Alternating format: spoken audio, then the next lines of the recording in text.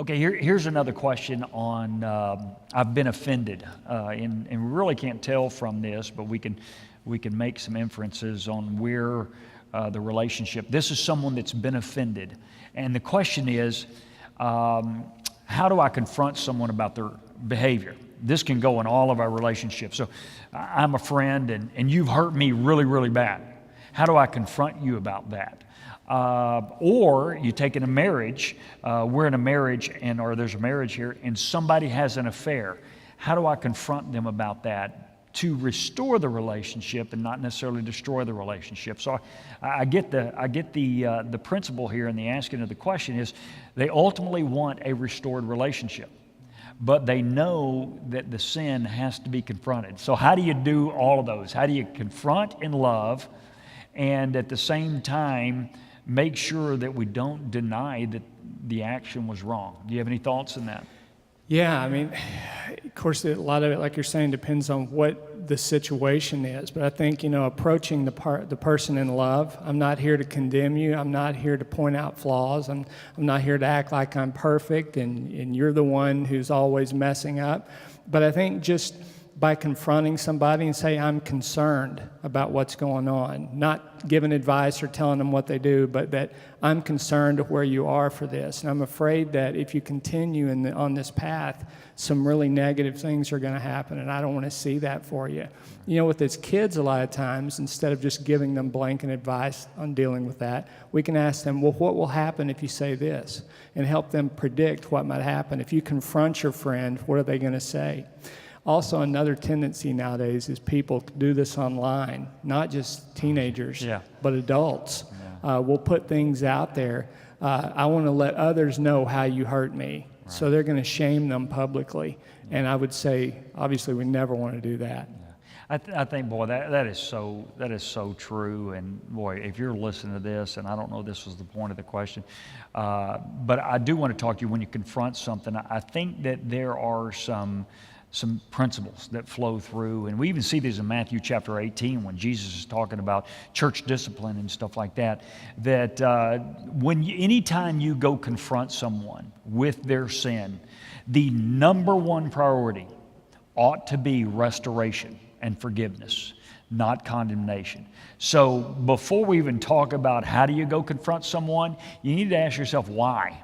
Why am I going to confront someone? If a friend has hurt me, and I want to go, or someone has hurt me, or my husband or wife has hurt me, am I going to confront them because I want to condemn them, or do I want to restore them and gain forgiveness? So I think, why do I want to go is the first question. You got any thoughts? Yeah, what is your intention?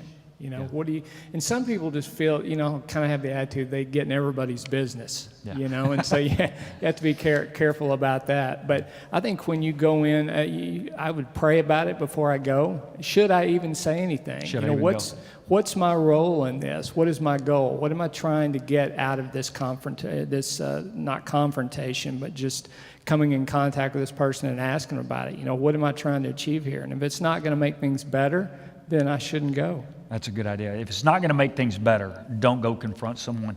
But at the same point, we do understand that there are certain patterns of sins and patterns of behavior that do need to be confronted. So once we've decided this wasn't just a one-off thing, wasn't just a bad day scenario, we know it's an ongoing sin. So we feel like I've checked my heart is right, I want to go confront someone about their behavior, or confront my mate about something that's going on, and so now I'm going to confront them because they need it, I need it, we need it, our relationship needs it.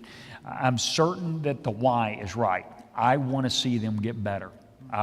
So my why is right. So now the how comes into place. And you mentioned something a while ago that sometimes we share these days on social media.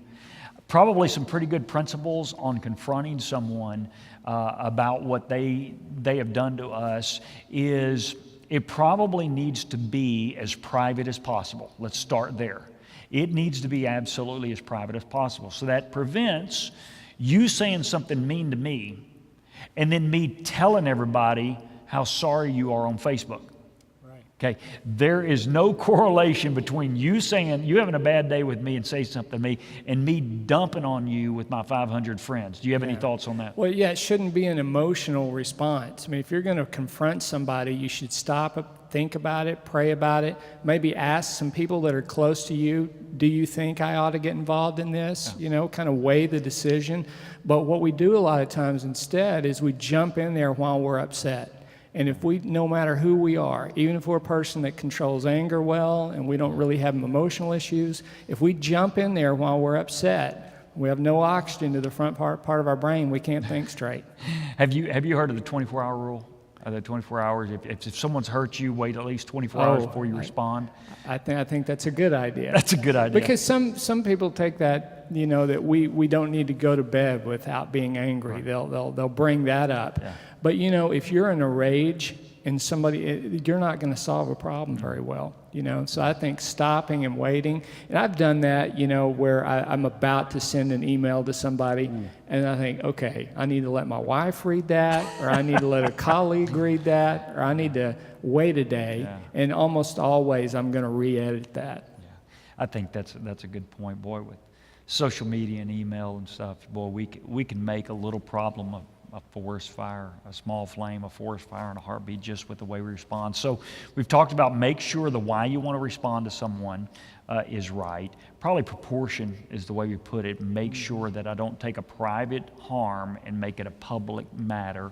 But then I do think there are times that we have to confront somebody, and as Jesus said in Matthew 18, we've got to take a couple people with us. Right. Because they've hurt me publicly, they won't repent, they won't try to make it up, they won't change what they've said about me.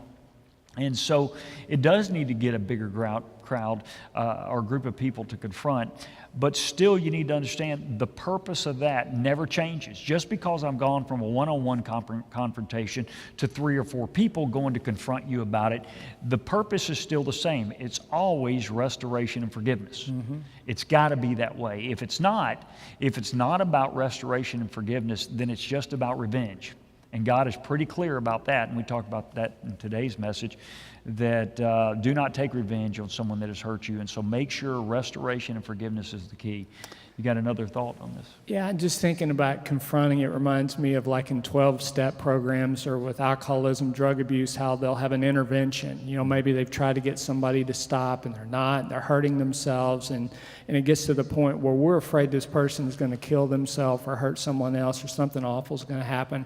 But you take people who are really close to that person, who that person respects and looks up to, who they love, and you have a meeting usually separately and talk about how you're going to confront the person. But again, you're not going in there to attack them, to run them down, to tell them they're doing wrong.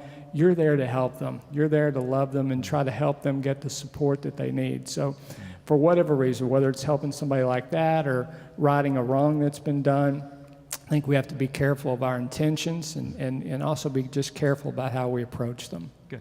So hopefully that'll help you in confronting someone. Check your why. Why are you going? Then talk about the how. Make sure it's not more public than the offense was to begin with. And then just always make sure that the primary reason you would confront somebody is for restoration and forgiveness, not for revenge.